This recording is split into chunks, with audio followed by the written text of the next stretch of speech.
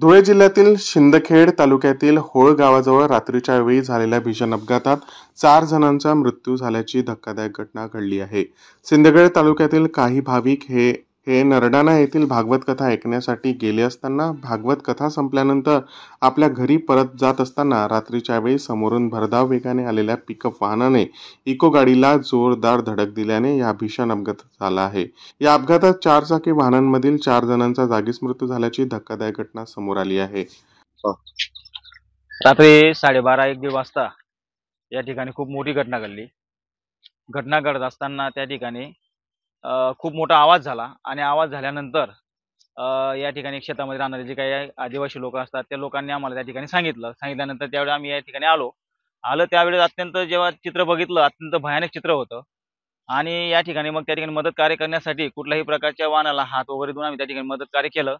मदत कार्य करत असताना रात्रीची वेळ असताना त्या ठिकाणी कोणी थांबायला तयार होत नव्हतं।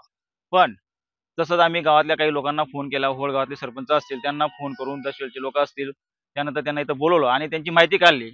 तर माहिती अशी होती की शिंदखेड्याचे लोक होते आणि वारूळची गाडी होती आणि एक पिकअप होती शिंदखेड्याची आणि हे लोक काहीतरी भागवत कथा ऐकण्यासाठी वारूळला या ठिकाणी गेले होते आणि गेल्यानंतर त्या ठिकाणी रात्री त्यांना गाडी नव्हती आणि त्यांनी त्या ठिकाणी त्या ड्रायव्हरला रिक्वेस्ट केल्यानंतर वारूळ गावाच्या ड्रायव्हरला रिक्वेस्ट केल्यानंतर वारूळ गावाचा जो ड्रायव्हर होता त्या बिचाराने इको गाडीमध्ये त्यांना सोडण्यासाठी रात्री 12:30 वाजता ते शिंदखेड्याला जात होते।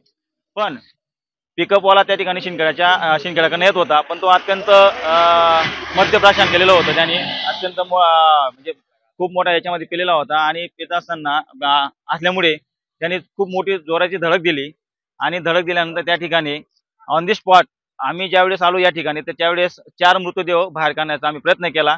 बाकी जे काही लोक होते ते अत्यंत गंभीर परिस्थिती होते। त्यानंतर मग आम्ही 108 ला फोन लावला।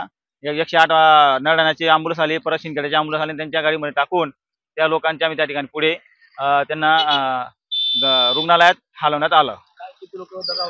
त्या 4 लोक आमच्या समोर आम्ही जेव्हा बाहेर काढलं त्यावेळेस ड्रायव्हर होता वारूळचे होते ते पण दगावले होते आणि एक आजीबाई होती, एक छोटीशी मुलगी होती आणि 2 मुलं होते हा ते बी दगावले।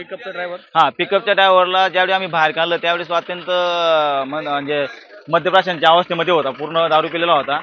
पण त्याला जेव्हा बाहेर काढलं त्याची अवस्था अत्यंत खराब होती, तोही काही वाचण्याच्या कंडिशनमध्ये नाही दिसत होता।